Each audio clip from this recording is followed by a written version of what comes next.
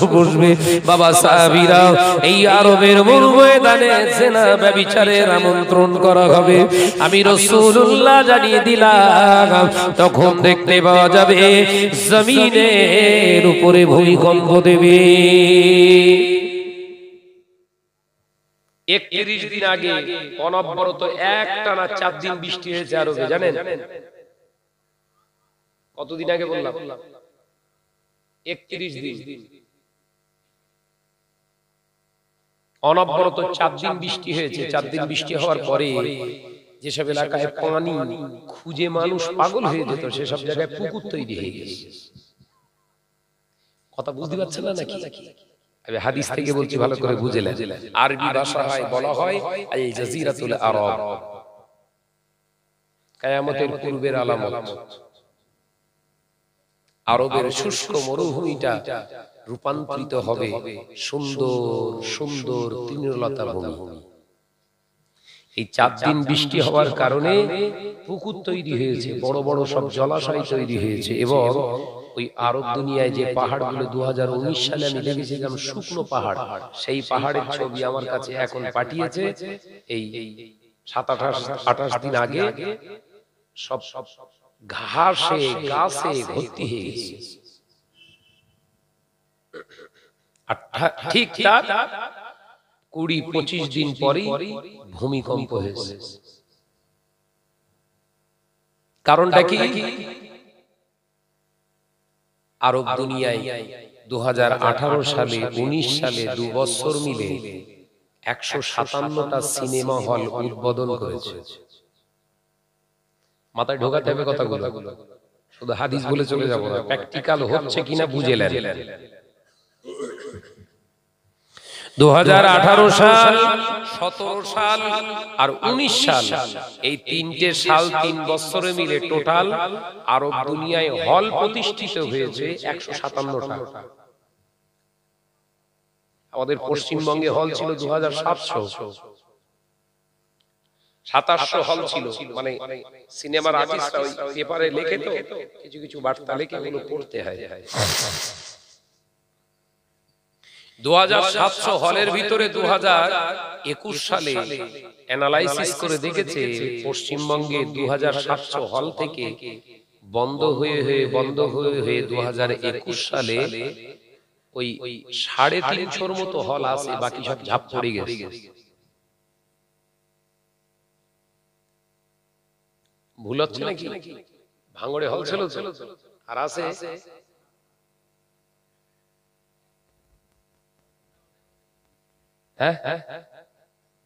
আলোচনা বুঝতে হবে। ওই কাহিনী শোনাতে আসিনি। সময় খুব খারাপ অবস্থায় যাচ্ছে, আমাদের ঈমান বাঁচান। হুজুরদের দাওয়াত করবেন, ঈমান কি করে রক্ষা করা যায়, কোন কাজ করলে ঈমান মজবুত হয়, কোন কাজ করলে ঈমান নষ্ট হয়, ওইগুলো আমাদের বোঝান। আমরা সচেতন হই। কাহিনী আর শুনবো না, কাহিনী শোনার দিন নেই আর। এখন শুনতে হবে ঈমান কি করে বাঁচানো যায়, ইসলামকে কি করে বাঁচানো যায়। দুনিয়ার সবথেকে বড় কিমতি সম্পদ হচ্ছে মুসলমানের ঈমানদারের ঈমান। একবার জোরে বলুন, একবার জোরে বলে। আর সেই ঈমানকে নষ্ট করে দেওয়ার প্রয়াস, প্রচেষ্টা গোটা বিশ্বব্যাপী চলছে, আমরা বুঝতে পারছি। বিভিন্ন কলকৌশলে ব্লুপ্রিন্ট তৈরি করা হয়েছে, এক এক প্রসেসে, পদ্ধতিতে শুরু হচ্ছে। আলেম ওয়াজ করবে, ঈমান থাকবে না। আলেম স্টেজে ওয়াজ করবে, ঈমান থাকবে না। শ্রোতা যারা ওই ওয়াজ শুনে সুবহানাল্লাহ পড়বে, ওরাও বেঈমান হবে। সেসব ওয়াজ কিন্তু শুরু হয়ে গেছে। একটা উদাহরণ দেই, ক্লিন হবে। একটা উদাহরণ দেই, কোন একটা বক্তা XYZ, নাম বলবো না, গীবত করা হবে। তিনি বক্তব্য রাখছেন কাবা বাইতুল্লাহ শরীফ তৈরি করেছেন বেধর্মীরা। নাউজুবিল্লাহ বললেন, জোরে হলো না।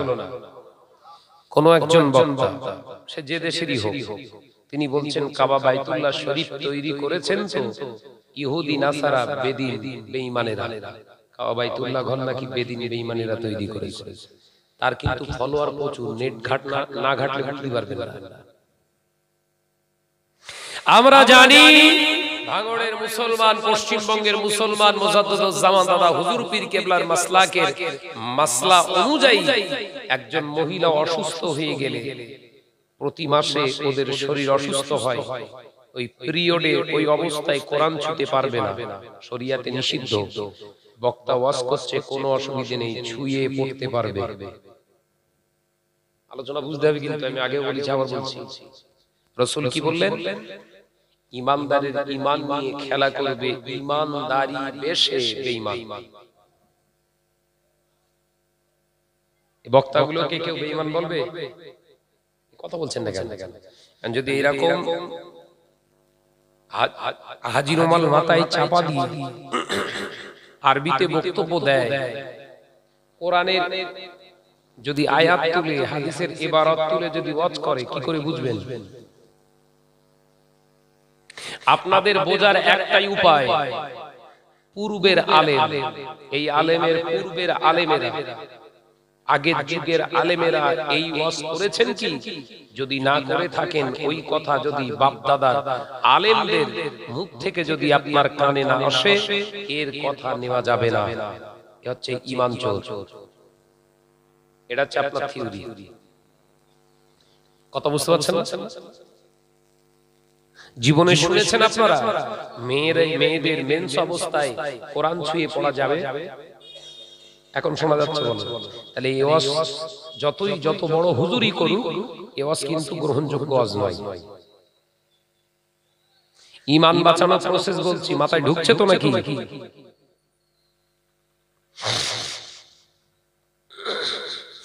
এ নজনেরা, যুবকেরা, ছেলেরা, বাচ্চারা, পর্দানিশীনা মা ও বোনেরা, শুধু তাই নয়, 2022 সালে ওই আরব দুনিয়ায় কাতার বলে একটি জায়গা, কাতার বলে একটি দেশ, ওই আরবের একটি দেশ দেখতে পাওয়া যায়। বিশ্বকাপ খেলা করেছে, বিশ্বকাপ,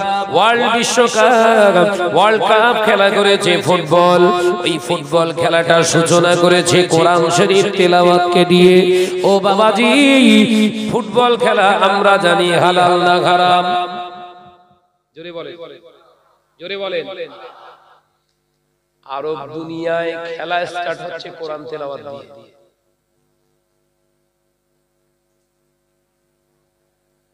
ভূমিকম্প কেন হবে বুঝতে পারছেন না? ব্যাখ্যা করছি। কোরআন তেলাওয়াত করে আরবে শুরু হলো ফুটবল খেলার সূচনা। ঠিক ওই ছেলেটা কোরআন তেলাওয়াত করার পরেই ওর স্টেজ আলাদা। ঠিক তারপরেই জাপানের সবথেকে বড় পপ গায়ক স্টেজে মহিলাদের নিয়ে ড্যান্স দিল, গান গাইল। আমাদের দেশের দুটো কুলাঙ্গার দাওয়াত পেয়েছিল। জন ছেলের কিছু কিছু ভাই হয়, শাহরুখ খাওরা, নাম শোনেন? ওদের ভাই হয়। ও ইনভাইট পেয়েছে, ও দাওয়াত পেয়েছে। আর একটা নোরা ফাতিহি বলে একজন ইন্টারন্যাশনাল দেহ ব্যবসায়ী মহিলা আছে, সেও দাওয়াত পেয়েছে। তার ওখানে গিয়েছিল, নেচেছে। খেলা শুরু হয়েছে কি? ফুটবল। কোন ফুটবল? আল্লামা হিন্দ আল্লামা রুহুল আমিন রাহমাতুল্লাহ ফতোয়া আমিনের প্রথম খণ্ডে বর্ণনা করছে। কিতাবের নাম বলছি, আল্লামা রুহুল আমিন রাহমাতুল্লাহ আলাইহি ফতোয়া আমিনিয়ার ভিতরে পরিষ্কারভাবে জানিয়ে দিলেন, ফুটবল খেলা করা হারাম, ফুটবল খেলা দেখা হারাম। ফুটবল খেলা দেখে মনে মনে তৃপ্তি নেওয়া হলো বেঈমান হয়ে যাওয়া। ওই অবস্থায় বিনা তওবায় যদি স্ত্রীর সঙ্গে মেলামেশা হয়, জিনা করলে যে গুনাহ হয়, বিবির সঙ্গে মেলামেশা করলে একই গুনাহ তার লেখা হবে। জোরে বলুন নাউজুবিল্লাহ। কত লিখছে কে? জোরে বলে। ওয়াজ বুঝতে পারছেন তো নাকি? কতটা দেশে কে? বশির আল্লামা হুজুর, বশির আল্লামা হিন্দ বড় মাওলানা রাহমাতুল্লাহ আলাইহি ফতোয়া আমিনিয়ার প্রথম খণ্ডে হুজুর ফতোয়া লিখলেন, ফুটবল খেলা করা হারাম, দেখা হারাম, দেখে উপভোগ করে আনন্দ উপভোগ করে যদি ও বাড়িতে গিয়ে বিনা তওবায় বিবির সঙ্গে সহবাস করে, জিনা করার গুনাহ হবে। জোরে বলুন নাউজুবিল্লাহ। সেই ফুটবল খেলা সূচনা হচ্ছে কি দিয়ে? কথা বলে না।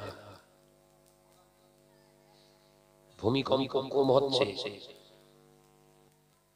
17 সেকেন্ড ভূমিকম্প হয়েছে। কত সেকেন্ড? আর একটা সমীক্ষা হয়েছে বাকি 3টে দেশে 70 সেকেন্ডে, মানে 1 মিনিট সামথিং কিছু সেকেন্ড ভূমিকম্প হয়েছে। তাতে সব শুয়ে পড়ে হলো।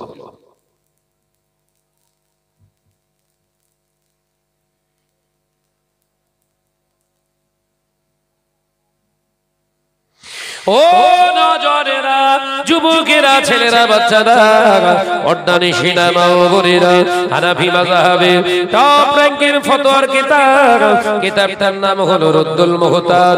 ওই রদ্দুল মুহতার কিতাবের 3য় খণ্ডের ভিতরে হুজুর আল্লামা শাইখ জাইনাল আবিদিন রাহমাতুল্লাহ আলাইহি হুজুর কিতাবটার ভিতরে লিখেছে, যদি কোনো মুসলমানের বাচ্চা ওই রকম ফুটবল খেলা দেখে মনে মনে তৃপ্তি হয়, সাথে সাথে বেঈমান হয়ে যায়, ওই অবস্থায় যদি মৃত্যু নসিবে হয়, বেঈমান হালতে তার মৃত্যু নসিবে হলো।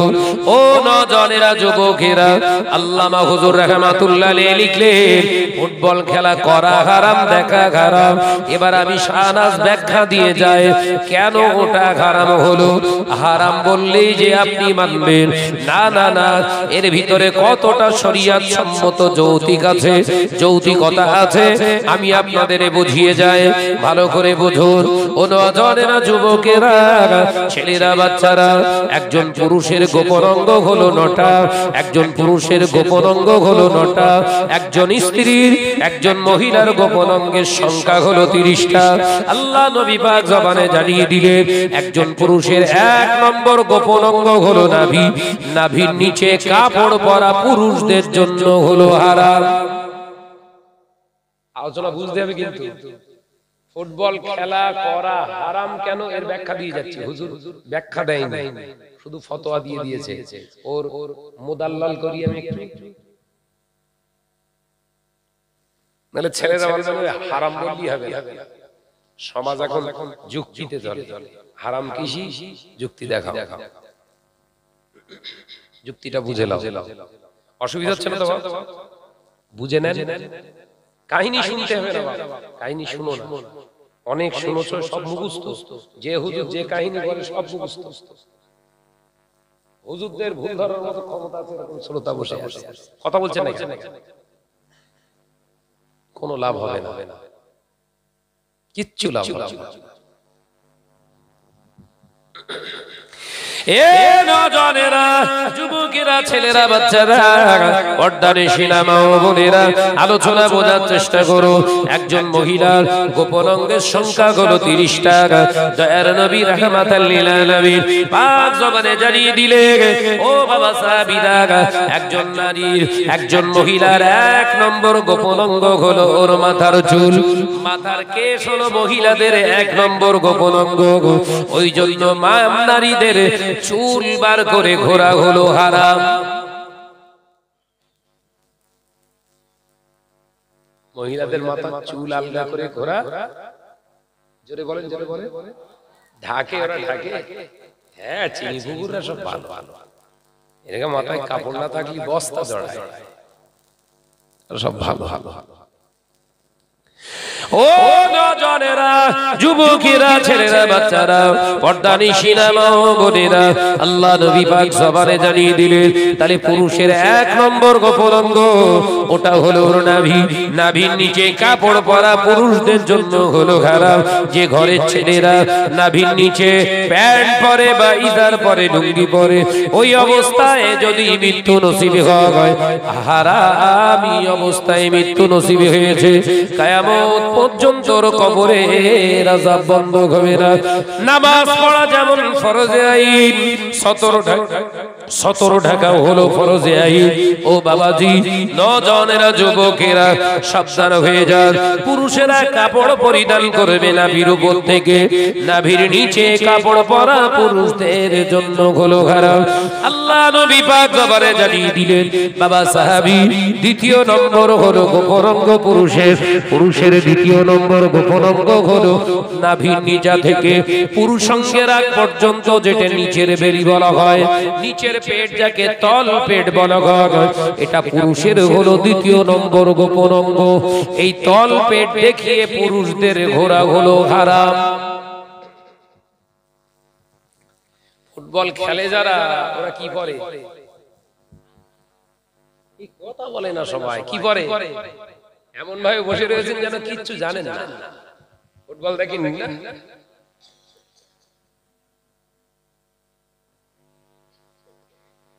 নাভির নিচে কাপড় পরা 1 নাম্বার হারাম। তল পেট দেখিয়ে প্যান্ট পরা হচ্ছে হারাম। যারা ফুটবল খেলে ওরা সব কি প্যান্ট পরে? ও প্যান্টটা কোথায়? নাভির উপরে থাকে না নিচে? আচ্ছা, তৃতীয় নম্বর হলো পুরুষের পুরুষাঙ্গটা হলো তৃতীয় নম্বর গোপন অঙ্গ। চতুর্থ এবং পঞ্চম নম্বর গোপন অঙ্গ হলো পুরুষের পুরুষাঙ্গের সঙ্গে লেগে থাকা আরো 2টি অঙ্গ, টোটাল হলো 5টা।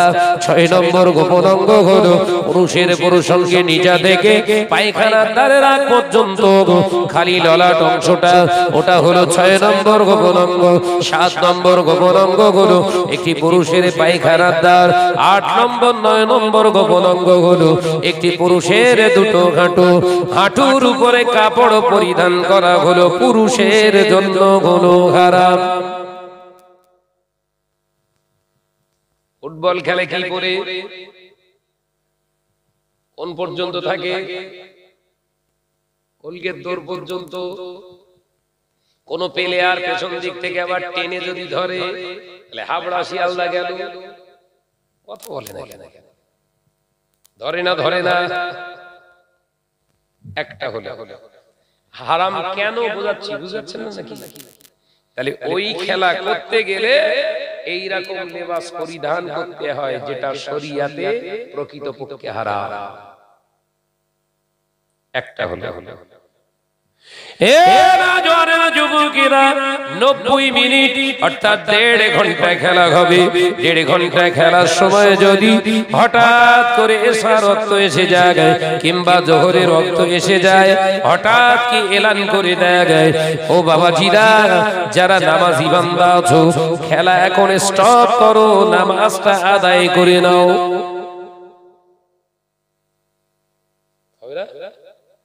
এরা এলান করে খেলার মাঠে, বা দর্শক ভাইরা যারা রয়েছে, নামাজ পড়ার সময় হয়ে গেছে, খেলা বন্ধ রাখছি, নামাজটা পড়ে নেন।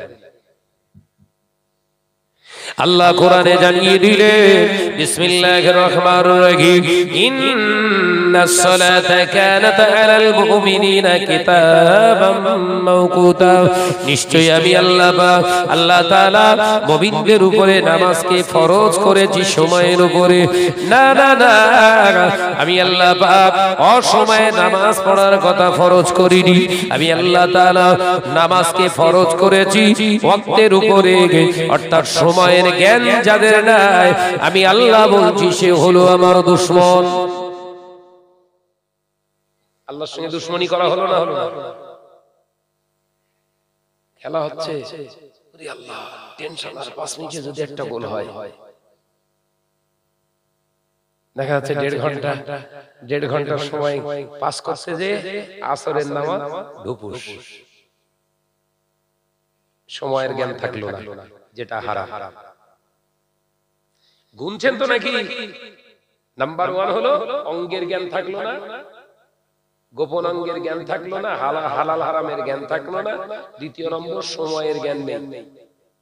তৃতীয় নম্বর হারাম হলো, ও বাবাজি ভালো করে বোঝার চেষ্টা করে, ফুটবল খেলা করতে গেলে আপনার কোন প্লেয়ার কি বলবে, ভাই তুই নামাজ আদায় করিস, তোর পায়েতে আমি ল্যাং মারবো না, তোর পায়ে যদি আমি ল্যাং মেরে দিই তোর নামাজ পড়তে বড় কষ্ট হয়ে যাবে, তাই তোর পায়ে বল আছে আমি আর মারবো না, তুই ইচ্ছা মতো নিয়ে যা বলে শর্ট কর।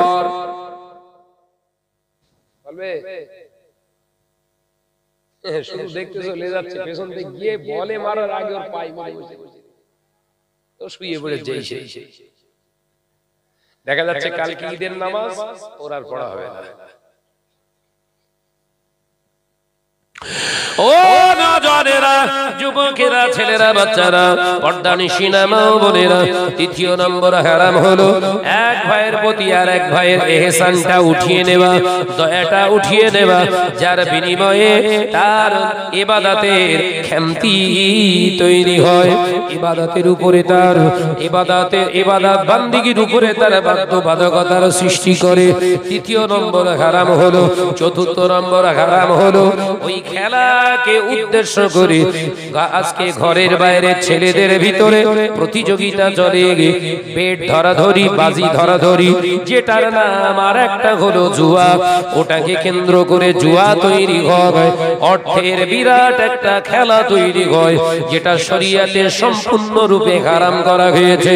চতুর্থ নাম্বার হলো ওই খেলাকে কেন্দ্র করে উন্মাদনার জায়গা তৈরি হয়, সেন্সিবিলিটি হারিয়ে ফেলে, ওর প্রকৃতপক্ষে কমন সেন্স জ্ঞান পর্যন্ত হারিয়ে ফেলে, যার কারণে উত্তেজনার পারদ এতটাই চড়ে যায়, ও কখন কি বলে আর কখন কি করে, বিনিময়ে দু চারটে খিস্তি ওর জবান থেকে বেরিয়ে যেতে দ্বিধাবোধ করে না।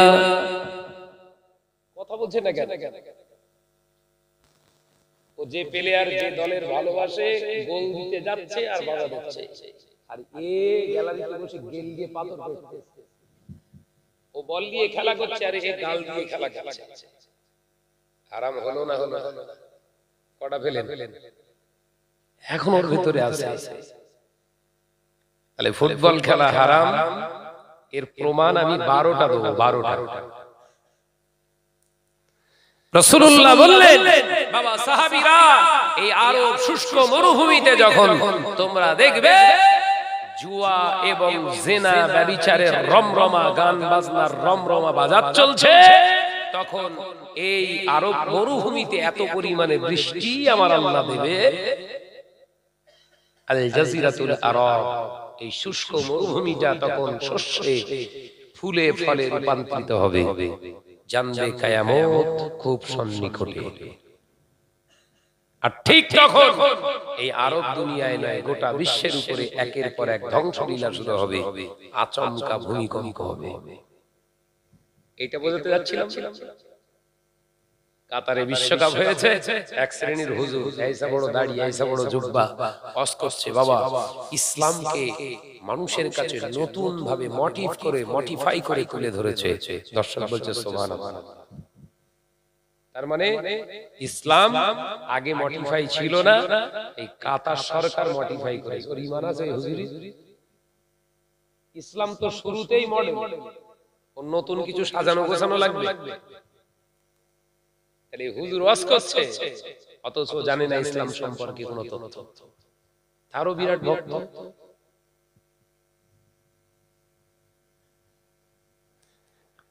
এ নজনেরা, যুবকেরা, ছেলেরা, বাচ্চারা, পর্দানিশিনা মা ও বোনেরা, আল্লাহ নবী দো জানের বাদশাহ হাবিবুল্লাহ নবী জনাবে মুহাম্মদুর রাসূলুল্লাহ সাল্লাল্লাহু আলাইহি ওয়াসাল্লাম পাক জবানে জানিয়ে দিলেন, ও বাবা সাহাবীরা, আমি রাসূলুল্লাহ জানিয়ে দিলাম, ওই সময় দেখতে পাওয়া যাবে আরব দুনিয়ায় গান বাজনা, মদ, জুয়া, জিনা, ব্যভিচার যেন মানুষের দৈনন্দিন সাথী করে ফেলবে। শুধু তাই নয় বাবা সাহাবীরা, ওই সময় দেখতে পাওয়া যাবে এই পৃথিবীর জমিনের মানুষগুলো মানুষের দেখতে সুন্দর হবে, অথচ ওদের অন্তরগুলো হবে হিংস্র জন্তুর জানোয়ারের থেকে খারাপ। ও বাবা সাহাবীরা, আমি রাসূলুল্লাহ জানিয়ে দিলাম, শুধু তাই নয়, এই জমিনের উপরে তারা যেটা মনে করবে সেটা করতে চাইবে। পৃথিবীর জমিনে তারা নিজেদেরকে সর্বসারাবা হিসাবে জাহির করার চেষ্টা করে, পৃথিবীর জমিনে তারা নিজেদেরকে প্রতিষ্ঠিত করার চেষ্টা করবে। ওটা হালাল কি হারাম কি তারা দেখবে না। ও চিনে পুরনের মুসলমানেরা, শুনে রেখে দাও, জেনে রেখে দাও, রাসূলুল্লাহ জানিয়ে দিলেন ওই সময় যারা ঈমানদার হবে তাদের ঈমান বাঁচাতে তারা হয় লোকালয় ছেড়ে জঙ্গল অথবা গুহার ভিতরে আশ্রয় নেবে। ও বাবা সাহাবীরা, আমি রাসূলুল্লাহ জানিয়ে দিলাম ওই সময় আমার একদল উম্মতি পৃথিবীর জমিনে ঈমান বাঁচানোর তাগিদে তারা নিজের লোকালয়ে পরিত্যাগ করে পাহাড়ের গুহায় অবস্থান করতেও থাকবে। আমি রাসূলুল্লাহ জানিয়ে দিলাম ওরা হয়ে যাবে কামিয়াবি। জোরে বলুন সুবহানাল্লাহ। মানে ঈমানের উপরে এত জুলুম হবে, ঈমান টিকিয়ে বেঁচে থাকার তাগিদে তারা এই লোকালয় পরিত্যাগ করে পাহাড়ের গুহায় যে আশ্রয় নেবে। সেদিন কিন্তু খুব বেশি দিন আর দেরি নেই, আসছে। কারণ এলাকায় সার্চ করে দেখুন, হারাম ছাড়া কোনো কথা হবে না। এই কথা বলছেন না কেন? হালালের পক্ষপাতিত্ব, হকের পক্ষপাতিত্ব নিলে তার খবর আছে। সত্যের উপরে যারা দাঁড়িয়ে থাকবে তাদেরকে স্লিপ কাটিয়ে অন্য জায়গায় ঢুকিয়ে দেওয়া হবে। সত্য চলবে না, গোটা দুনিয়া ব্যাপী অন্যায় রাহাজানির আঁকড়া তৈরি হবে।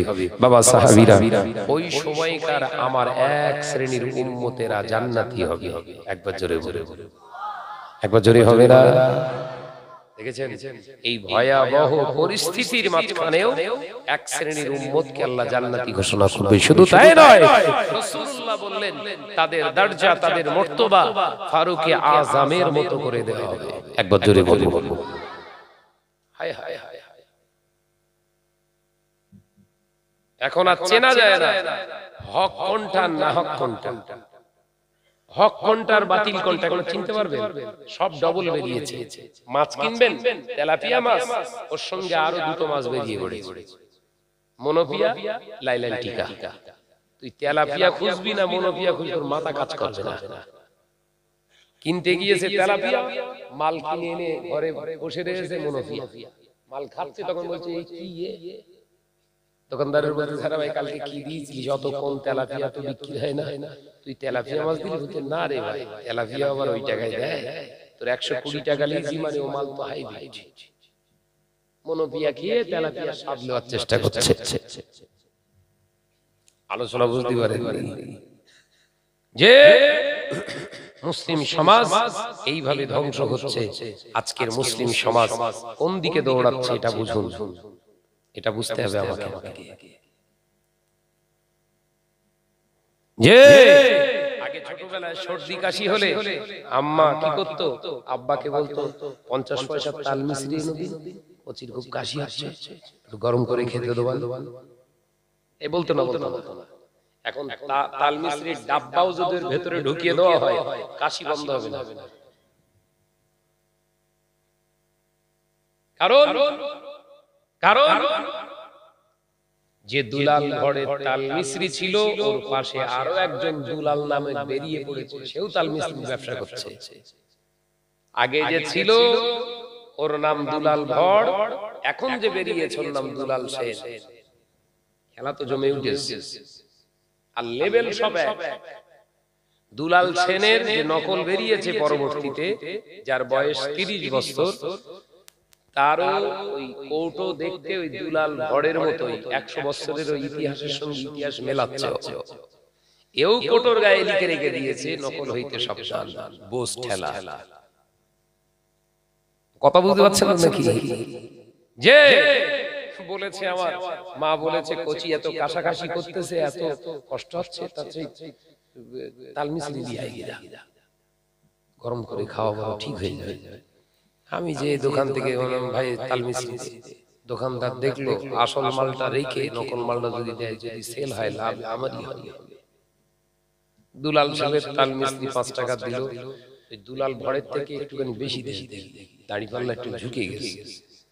আমি ভাই বেশি হয়ে যাচ্ছে, বলছে লে যা, কারণ ও জানে যদি 50 গ্রাম বেশিও দেয় ওতে আবার লস, মাল তো যাচ্ছে ডুপ্লিকেট দামে ওই একই বিক্রি হচ্ছে।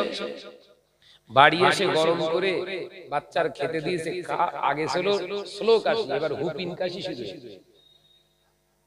কথা বুঝাচ্ছেন না? আগে তবু দুই একবার মিট যাচ্ছে, এবার আর মিট যায়, দমলিতি দিচ্ছে, ফক ফক ফক ফক করে হচ্ছে তো হচ্ছে।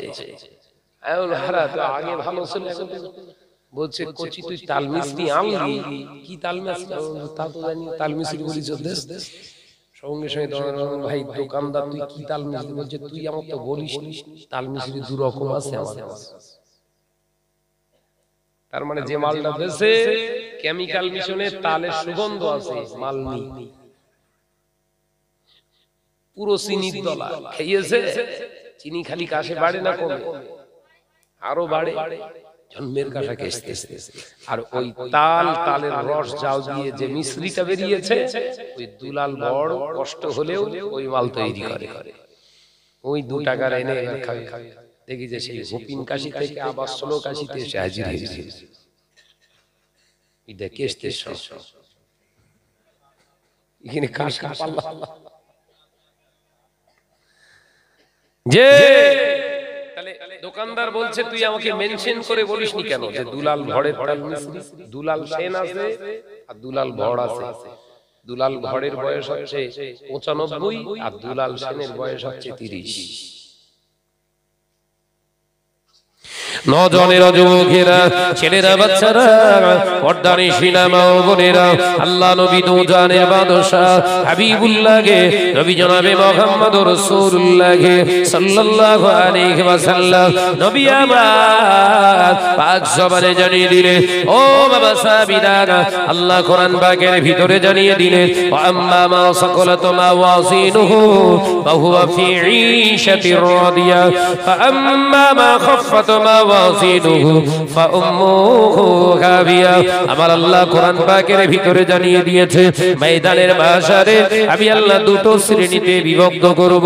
ও আমি আল্লাহ জানিয়ে দিলাম, আমার একদল বান্দা বান্দীকে আমি আল্লাহ আমার রহমতের কোলে তাদের উদ্ধার করে জায়গা করে দিয়ে তাদের রহমতের কোলে ঠাঁই দিয়ে দেব। সমস্ত ধ্বংস থেকে তারা বেঁচে যাবে। জোরে বলুন সুবহানাল্লাহ। তারা হবে জান্নাতি। অথচ আমি আল্লাহ আরো একদলকে জাহান্নামের কীট বানিয়ে ফেলবো। ফাআম্মা মা খাফফাত মাওয়াজিনুহু ফাউম্মুহু হাবিয়া। আরো একদল বান্দা বান্দীকে আমি আল্লাহ পাক আমার আযাবে জাহান্নামের প্রচন্ড প্রচন্ড আমি আল্লাহ পাক আমার হাবিয়া নামক জাহান্নামে দাখিল করব। কারা তারা? আল্লাহ নবী পাক জবানে জানিয়ে দিলেন, তারা হলো ওরা হলো সেই তারা যারা পৃথিবীর জমিনে মানুষ পরিচয় দিয়েছে অথচ অমানুষের মতো জীবন গঠন করেছে, মুসলমান পরিচয় দিয়েছে অথচ হিন্দু, জৈন, খ্রিস্টান, পাদ্রী, ইহুদি, নাসারাদের মতো জীবন গঠন করেছে। পৃথিবীর জমিনে আমি রাসূলুল্লাহ আমার উম্মত বলে পরিচয় দিয়েছে অথচ পৃথিবীর জমিনে আমার সুন্নতগুলোকে অবহেলা করেছে। পৃথিবীর জমিনে আল্লাহকে ভয় করি বলে পরিচয় দিয়েছে অথচ অপর ভাইকে হত্যা করতে মারতেও দ্বিধাগ্রস্ত হয়নি। আমি রাসূলুল্লাহ জানিয়ে দিলাম, ময়দানের মাশারে ওদেরকে আমার আল্লাহ তাআলা জাহান্নামা হাবিয়া নামক কঠিন যন্ত্রণাদায়ক জাহান্নামে পতিত করবে। নবী আবার পাক জবানে জানিয়ে দিলে আর রাসূলুল্লাহ ইয়াদখুলুল জান্নাহ কত্তা। ও বাবাজিরা, আমার নবী পাক জবানে জানিয়ে দিলে বাবা সাহাবীরা, দোগলা চরিত্রের মানুষ কখনো বেহেশতে যাবে না।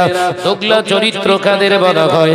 যারা পৃথিবীর জমিনে মুসলমান বলে পরিচয় দেয় অথচ ওয়াক্তের নামাজটা আদায় করে না, মুসলমান বলে পরিচয় দেয় অথচ নাপাক অবস্থায় জীবন যাপন করে, হোক না ছেলে হোক না মেয়ে, অথচ পৃথিবীর জমিনে মুসলমান বলে কে নিজেকে জাহির করে অথচ হালাল হারাম বাছে না।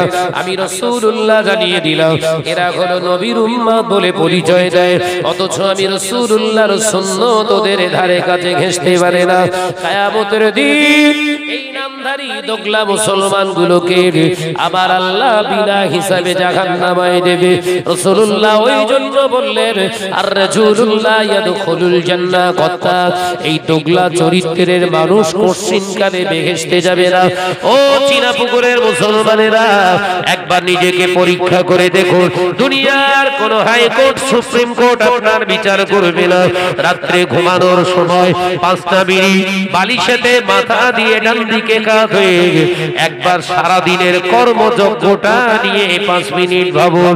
কতটা হকের উপরে, কতটা হকের উপরে, কতটা হালালের উপরে, কতটা হারামের উপরে সারা দিনের 24 ঘন্টা কতটুকু কাটিয়েছে।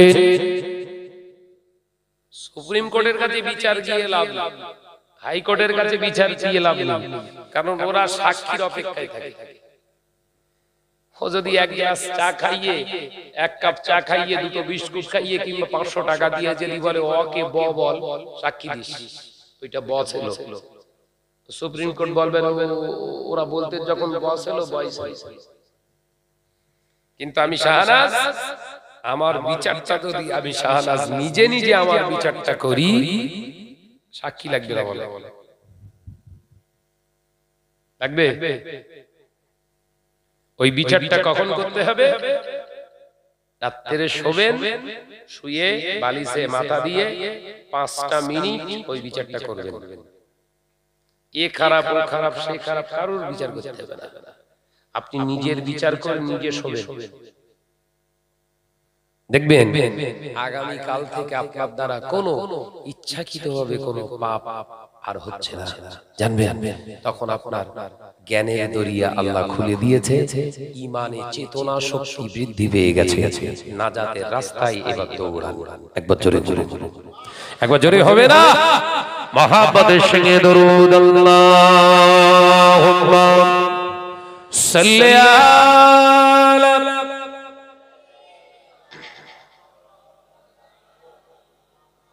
পড়ো পড়ো আলালি।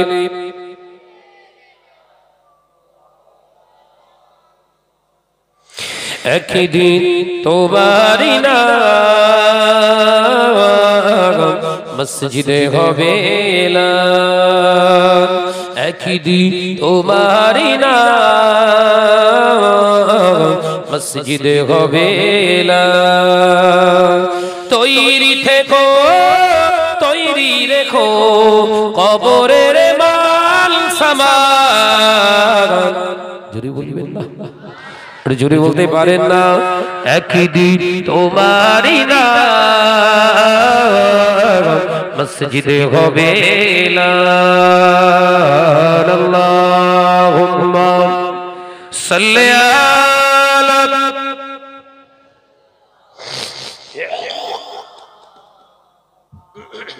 ওয়া আলা আলি।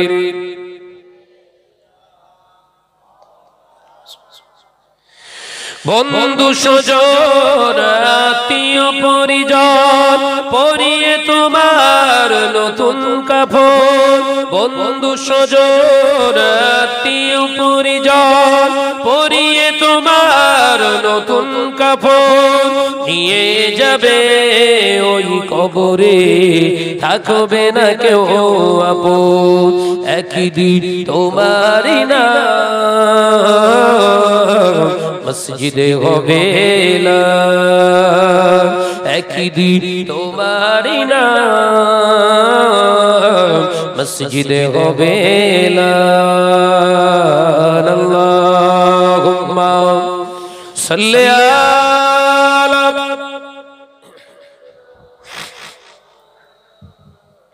বড় আওয়াজ দিয়ে পড়ি ওয়ালা আলি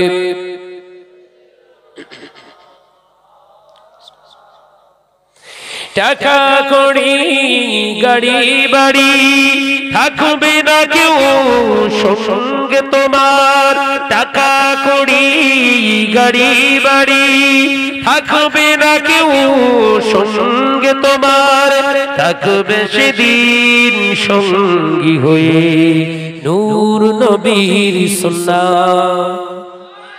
জোরে হবে না চিল্লে হবে না থাকবে সেদিন সঙ্গী হয়ে নূর নবীর সুন্নাত একদিন তোমারই নাম মসজিদে হবে আল্লাহুম্মা সাল্লি আলা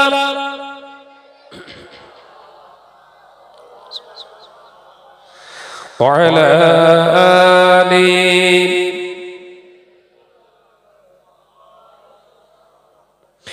এ নজনেরা যুবকেরা ছেলেরা বাচ্চারা চিনি পুকুরের সোনার চাঁদ মানিকেরা আলোচনা বোঝার চেষ্টা করো আল্লাহ নবী পাক জবানে জানিয়ে দিলেন ঘর ঘর ঘর ঘর যখন আমার উম্মতের ঘরে ঘরে হারাম টাকা পয়সা তৈরি হয়ে যাবে সুদখোর হবে জিনাখোর হবে মদখোর হবে গান বাজনা খোর হবে পৃথিবীর জমিনে জুয়াখোর হবে আমি রাসূলুল্লাহ জানিয়ে দিলাম আল্লাহর ঘর মসজিদ পর্যন্ত সেদিন ছাড় পাবে না আল্লাহর ঘর মসজিদের আমানতের খেয়ানত করবে তখন আমার আল্লাহ এই পৃথিবীর জমিনে আমার আল্লাহ ঘন ঘন ভূমিকম্প দেবে ও বাবা সাহাবীরা শুনে রেখে দাও আসমানে মেঘ হবে সবাই মনে করবে আজ বৃষ্টি হবে কিন্তু না না মেঘটা শুকিয়ে যাবে আমার আল্লাহ জমিনটাকে ভূমিকম্পে রূপান্তরিত করবে এই রিসেন্টলি যে ভূমিকম্পটা হয়েছে ভূমিকম্প হওয়ার আগে তুরস্কে সিরিয়ায় মিশরে প্রচন্ড মেঘ সবাই মনে করেছে বৃষ্টি হবে কথা বুঝতে পারছেন না আর আরব দুনিয়ায় বৃষ্টি হওয়া মানে ওরা বিরাট উৎফুল্ল হয়ে থাকে আমি নিজে দেখেছি তো মদিনা শরীফে যখন আমরা অবস্থান করছি বৃষ্টি হচ্ছে আরবের যারা আরবের মানুষ বৃষ্টিতে ভিজছে এত খুশি তারা মদিনা শরীফে তখন অবস্থান করছি অবাক হয়ে গেলাম মানে বৃষ্টি হলে ওরা খুব খুশি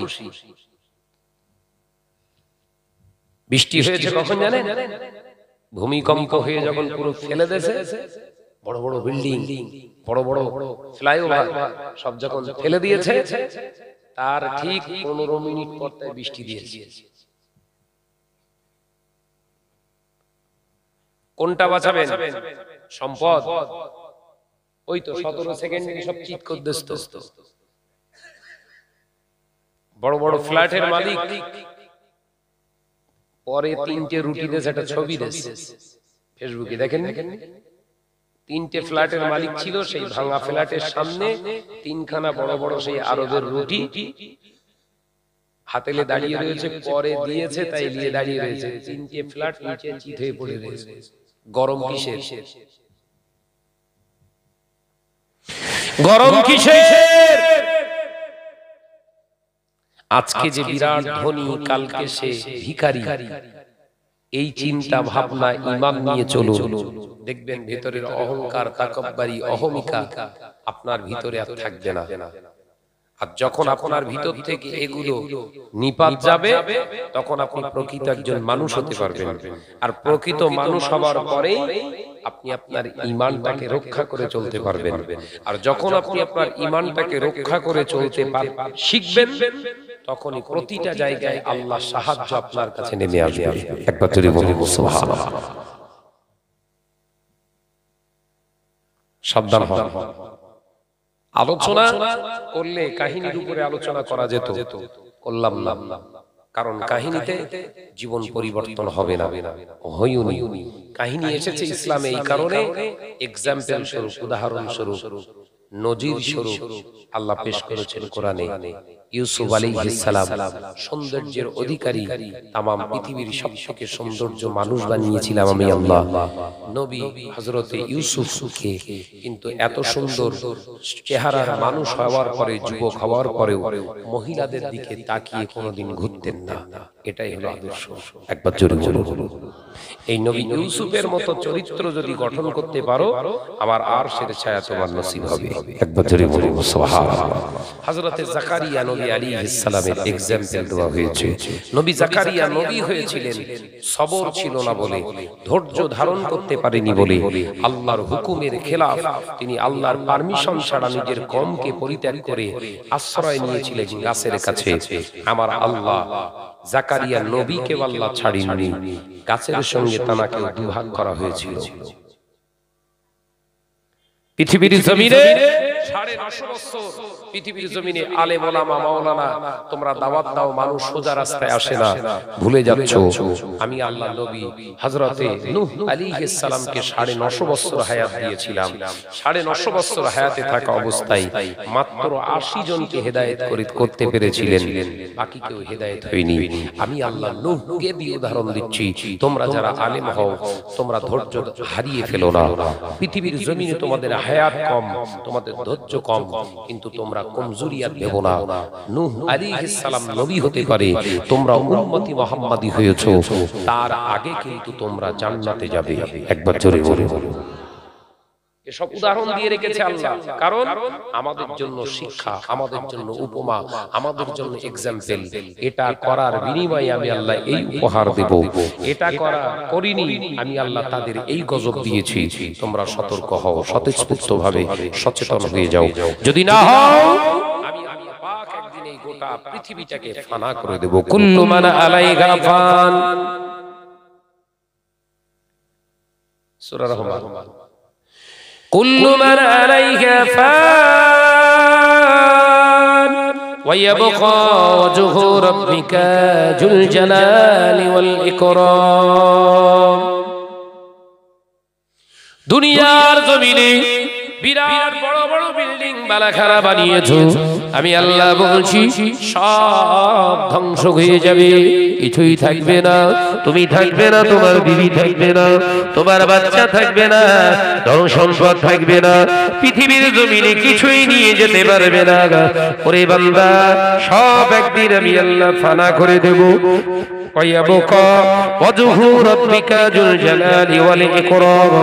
কেবল মাত্র আমি আল্লাহ ছিলাম, আমি আল্লাহ আছি, আমি আল্লাহ থাকবো। অহংকার তাকাব্বুরি আল্লাহ করলে মানায়, আমাকে আপনাকে না। অহংকার তাকাব্বুরি কার মানায়? ওটা আল্লাহর জন্য, আল্লাহর চাদর, ওইটা ধরে টেনো না। 4 পয়সার মালিক হয়েছো মানে হুনুচুনু হয়ে গেছো, ভাবছো বিরাট কিছু করে ফেলেছি। একটা ফুসকুড়ির টাকা জোগাড় করতে পারোনি তুমি। ফুসকুড়ি ঘাড়ের কাছে একটা ফুসকুড়ি এসে চুলকেছে, ডাক্তার বলতেছে এখানে হবে না, টাটা এলে যান। ফুসকুড়ি বলে, টাটাই গিয়ে ওখানে টেস্ট করে বললেন হবে না, অন্য জায়গায় রেফার। কোথায় নিয়ে গেল? ওরা টেস্ট করে বলছেন বেশি দিন আর নেই, যা খেতে চাই খাইয়ে দাও। 5000 কোটি টাকার মালিক ফুসকুড়িতে শেষ। হাকিকাত তো নাকি? তাহলে এত অহংকার, অহমিকা, তাকাব্বুরি কিসের? ফিরে আসুন আপন প্রভু মহান স্রষ্টার দিকে খেয়াল করে ফিরে আসুন। আল্লাহ আমাদের সেই মতো আমল করার তৌফিক দেন, বলুন আমিন। আর জোরে বলেন আল্লাহুম্মা আমিন। আমি শুধু জানতে চাইছি আগামী বছর এই জলসা মাহফিলটা হওয়ার দরকার আছে না? মাশাআল্লাহ, আমার চোখের সামনেই তো দেখতে দেখতে ধরতে গেলে 3 তলা মসজিদ, তাই তো নাকি? হ্যাঁ, পুকুরের ভিতর থেকে মসজিদ উঠেছে। চিনি পুকুর, মদিনা মসজিদ, পাথর লাগাবে, ওটা 3 তলায়, তাই তো? 3 তলাতে পাথর টাইলস লাগানো হবে, তো তার একটা খরচা আছে, মিস্ত্রি খরচা 10,000 টাকা লাগবে। একজন ভাই দেয়, আমি চাই হালাল টাকার উপরে, একজনের টাকার উপরেই ভর করে পাথরগুলো বসো। একজন ভাই ভাইজান আমি 10,000 টাকা দেবো, মিস্ত্রি খরচা পাবো, আল্লাহর রাস্তায় হবে। একজন মহান ব্যক্তি উঠে দাঁড়ান যে ভাইজান আমি দেবো 10,000 টাকা। হয়েছে? হবে বাবা? আল্লাহর রাস্তায় পৃথিবীর জমিনে টাকা পয়সা ধন সম্পদ বিরাট কিছু বানিয়েছেন বাবাজি। তুরস্কে দেখছিলাম এলাকার সমস্ত বিল্ডিং গুলো পড়ে গিয়েছে, অথচ তুরস্কের সব থেকে ইস্তাম্বুলে একটি মসজিদ নির্মিত হয়েছে, বিরাট বড় মসজিদ। সব মসজিদ সব বিল্ডিং গুলো ভেঙে গিয়েছে, আল্লাহর ঘর ও মসজিদ দাঁড়িয়ে আছে। জোরে বলুন সুবহানাল্লাহ। ইস্তাম্বুলে জানেন তো তুরস্কের সিটি, রাজধানী কি নাম? ইস্তাম্বুল।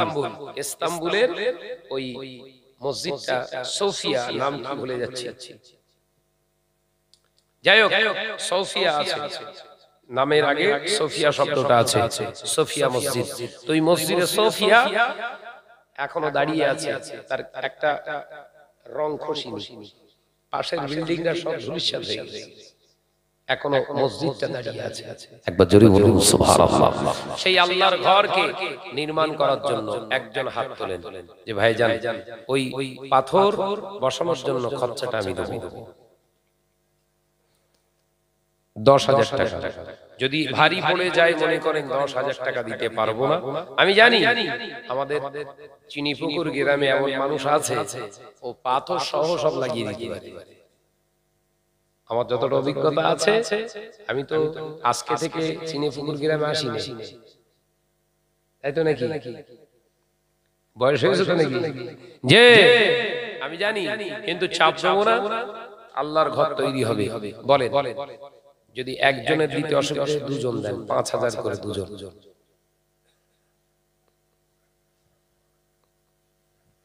5,000 করে দুটো ভাই বলেন। আমি জানি ডান দিকের দিক থেকেই আসবে, আমার মন বলছে ডান সাইডের দিক থেকেই আসার সম্ভাবনা বেশি, তবুও দেখি হবে। 5,000 টাকা একজন বলে।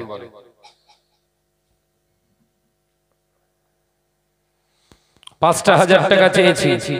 আল্লাহর ঘর মসজিদের নির্মাণে পাথর বসবে, আপনার টাকার উপরে পাথর বসবে, যে পাথরের উপরে মুসল্লিরা সিজদা করবে, প্রতিটা সিজদার নেকি মুসল্লি যতটা পাবে, আল্লাহ পাক আপনাকেও তার আপনার নামায়ে আমলে ততটাই দান করে দেবে। জোরে বলুন সুবহানাল্লাহ। জোরে হবে না সুবহানাল্লাহ? বলেন একজন ভাই দেন 5,000 টাকা। বড় আশা করে বললাম, মেয়ে আমার অসুস্থ হয়ে গেলে বাপের চোখে পানি, মায়ের চোখে পানি। সন্তান অসুস্থ হয়ে গেছে, মায়ের চোখে পানি, বাপের চোখে পানি। বাপ মা অসুস্থ হয়ে গেছে, বাচ্চার চোখে পানি, সন্তানের চোখে পানি। ব্যবসায়ী লস হয়ে গিয়েছে, সন্তান ব্যবসাদার কেঁদে পাগল হয়ে যায়। এ নজনেরা, যুবকেরা, ছেলেরা, বাচ্চারা, একবারও কি ভেবেছি আমার কথার দ্বারা, আমার কাজের দ্বারা আমার নবী কান্নাকাটি করে, আমার নবী কাঁদে, আমার কথার দ্বারা আমার নবী কষ্ট পায়, আমার কাজের দ্বারা আমার আল্লাহ কষ্ট পায়। সেই নবীর জন্য একবারও কি আমাদের অন্তর কেঁদেছে? কথা বলছেন না কেন? সন্তান অসুস্থ, আমার মেয়েটা, আমার বড় মেয়ে 6 বছর বয়স, 1 মাস বাকি অসুস্থ হলো। দীর্ঘ 15 দিন ধরে, টোটাল মিলিয়ে প্রায় 17 দিন ধরে হসপিটালে অ্যাডমিট, ভর্তি ছিল। রাত দিন এক হয়ে গেছে আমাদের অসুস্থ মেয়ে। কেন? আমাদের সন্তান ওর মা যত কাঁদছে আমিও তত কাঁদছি, নামাজে দাঁড়িয়ে দাঁড়িয়ে কাঁদছি। ক বছর বয়স? ধরে নেন 6 বছর। এই 6 বছরে এত মহব্বত।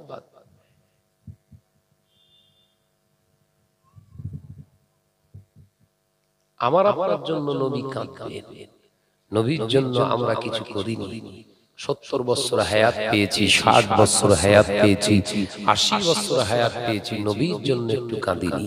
ময়দানের মাহশারে সবাই দেখবে পালিয়ে যাবে, নবী আপনার ডান পাশে চুপটি মেরে দাঁড়িয়ে থাকবে। জোরে বলবেন না? জোরে বলতে পারো না? আল্লাহ আওয়াজ দিয়ে বলেন, হাবিব আপনি এখানে কেন? এতটুকু কথা, আপনি এখানে কেন? আল্লাহ নবী তো জানে বাদশাহ হাবিবুল্লাহ গে, নবী জনাবে মুহাম্মদ রাসূলুল্লাহ গে সাল্লাল্লাহু আলাইহি ওয়াসাল্লাম ঝরঝর করে কাঁদতে থাকবে। আল্লাহ আমি এখানে কেন?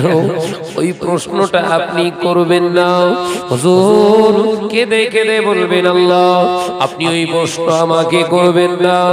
দেখতে পাচ্ছেন আমার উম্মত দাঁড়িয়ে আছে, আমার উম্মতের গোলামের সময় ওরা বইতে পারবে না, ওরা দাঁড়াতে পারবে না, জাহান্নামী হয়ে যাবে, আমি নবী সইতে পারবো না। ও রব্বুল আলামিন, উম্মত আছে যেখানে আপনার হাবিব থাকবে সেখানে। আরো জোরে বলুন সুবহানাল্লাহ। উম্মত এখানে, সেই জন্য আমি এখানে। বুখারী শরীফে এসেছে নবীর কান্না দেখে আল্লাহ খামোশ খেয়ে যাবে। হাবিব আপনি কাঁদবেন না, আপনার কান্না আমি সইতে পারি না। হাবিব আপনার কান্না আমি সহ্য করতে পারি না। হাবিব আপনি শের মোবারক ঝোকাবেন না, আপনি মাথা তুলুন, আপনি মাথা তুলুন, আপনার কান্না আমি আল্লাহ সহ্য করতে পারি না। হাবিব কি চান, কি চাইছেন আপনি বলুন। আল্লাহ নবী ওই সময় বলবেন আল্লাহ নাজাত উম্মতি, নাজাত উম্মতি, আমার উম্মতের নাজাত দান করুন, আমার উম্মতকে নাজাত দান করুন। আল্লাহ পাক রহমানুর রহিম গফুর রহিম আওয়াজ দিয়ে বলবেন হাবিব জান আপনার মুবারক চক্ষু, আপনার আঁখি মুবারকের পানির ওসিলায় আমি আল্লাহ আপনার উম্মতকে নাজাত দিয়ে দিলাম। আরো জোরে বলুন সুবহানাল্লাহ।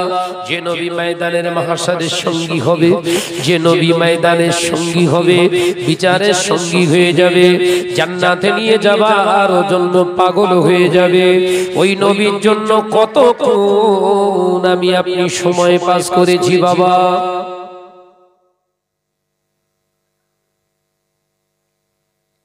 কতক্ষণ? দিনে 24 ঘন্টার 5টা মিনিট নবীর জন্য একটা বার ভেবেছি? কথা বলেন না কেন? বিবি ছেলে ফুলালি হাসি খুশিতে আমাদের জীবন কাটছে, কথা বলছেন না কেন? এ নজরেরা চিনি পুকুরের সোনা মানিকেরা আলোচনা বুঝো। আল্লাহ নবী তো জানের বাদশাহ হাবিবুল্লাহ গে, নবী জনাবে মুহাম্মদ রাসূলুল্লাহ গে সাল্লাল্লাহু আলাইহি ওয়াসাল্লাম পাক জবানে জানিয়ে দিলেন মে ওয়ালিদিহি ওয়া ওয়ালাদিহি ওয়ান নাস আজমাইন, তোমার মা বাপ, তোমার সন্তান সম্পত্তি সবার থেকে আমি রাসূলুল্লাহকে ভালোবাসতে হবে, তবে তুমি আমার খাঁটি একজন উম্মত বলে পরিগণিত হবে। এ নজরেরা পৃথিবীর জমিনে বিবাহ করাটাও ইবাদত, সন্তান জন্ম দেওয়াটাও হলো ইবাদত, চাষাবাদ করাটাও হলো ইবাদত, ব্যবসা বাণিজ্য করাটাও হলো ইবাদত। শর্ত হলো ফাত্তাবিউনি, আমার হাবিবের অনুকরণ করা লাগবে। জোরে বলুন সুবহানাল্লাহ। নবীর ইত্তেবা করে করুন।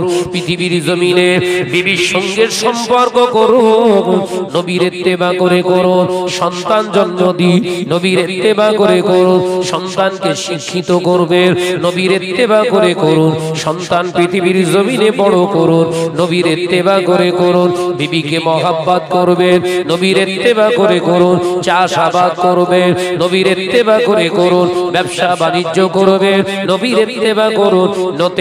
নচেতে এই দুনিয়াটা কিয়ামতের দিন ময়দানে মাহশরে খারাপ হয়ে যাবে। এ নজরে রাখ, ব্যবসা বাণিজ্য করা, সন্তান জন্ম দেওয়া, স্বামী স্ত্রীর মেলামেশা করা, হাসি খুশিতে থাকা, নবীর ইত্তেবা করে যদি করি, টোটাল জিন্দেগিটা ইবাদত হয়ে যাবে। জোরে বলুন সুবহানাল্লাহ। টোটাল লাইফটাই হলো ইবাদত। ওই জন্য আল্লাহ কোরআনে বলেছেন, ওমা খালাকতুল জিন্না ওয়াল ইনস ইল্লা লিয়াবুদুন, জিন এবং ইনসানকে কেবলমাত্র সৃষ্টি করেছি আমার ইবাদতের জন্য। জোরে বলবেন না? জোরে বলতে পারেন না? অনলি ফর প্রেয়ার, আমার ইবাদত করবেন। কি হলো? কেবলমাত্র আমার ইবাদত বান্দিগির জন্য। জিন এবং ইনসানকে সৃষ্টি করেছে আল্লাহ, আমাদের সৃষ্টি করেছে কিসের জন্য? ইবাদত, অনলি ফর প্রেয়ার মি। আল্লাহ বলছে আমার ইবাদত উপাসনার জন্য, অনলি ফর মানে কেবলমাত্র আমার জন্য। চাষাবাদ করাটা তো ইবাদত, সন্তান পালবেন ইবাদত, ব্যবসা বাণিজ্য করবেন ইবাদত, স্বামী স্ত্রী মধুর মিলন ঘটাবেন ইবাদত। শর্ত হলো ফাত্তাবিউনি, নবীর ইত্তেবা করে করতে হবে। কার হুকুম? আল্লাহর হুকুম। নবীর ইত্তেবা করে হচ্ছে? কথা বলছেন না কেন? আদরের দুলালি মেয়ে একটা কথা বলেছে, হারাম জিনিস, বুঝতে পারছি ওটা হারাম। মেয়ে যখন চেয়েছে একটাই মেয়ে, না করতে পারি, হয়ে গেল। কথা বলছেন না কেন? এটাই ঘটছে তো। তাহলে ইবাদত হবে। চাষ করা ইবাদত। চাষ করুন হকের উপরে, চাষাবাদ করবেন, যতটুকু জায়গায় চাষ করবেন, যখন চাষের জমিতে পা রাখবেন বিসমিল্লাহির রহমানির রহিম বলে পা রাখুন। চাষ ইবাদত। চাষ করুন, দানা শস্য ছড়াচ্ছেন, বিসমিল্লাহির রহমানির রহিম। কাজের শেষে আল্লাহর শুকর আদায় করুন, আলহামদুলিল্লাহ। এই টোটাল সারা দিনের কাজটা আল্লাহর দরবারে ইবাদত হিসাবেই কবুল হবে। জোরে বলুন, জোরে বলতে পারো না?